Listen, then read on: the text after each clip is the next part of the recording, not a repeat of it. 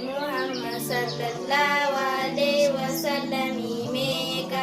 debi torba togo fan kasimi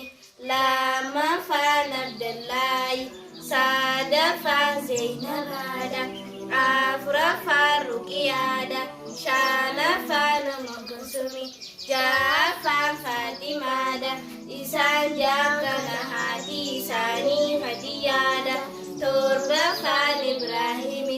isa mohadi isa Mariada gafin sadafada nanni jati saika sadeni rakabu rafite akami walide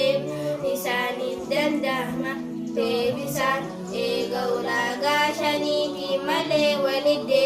nisani dandamu togo fani danjan sesi khaira dumuda lama fana biro herumuda sada fanjar sila mesa wajira huda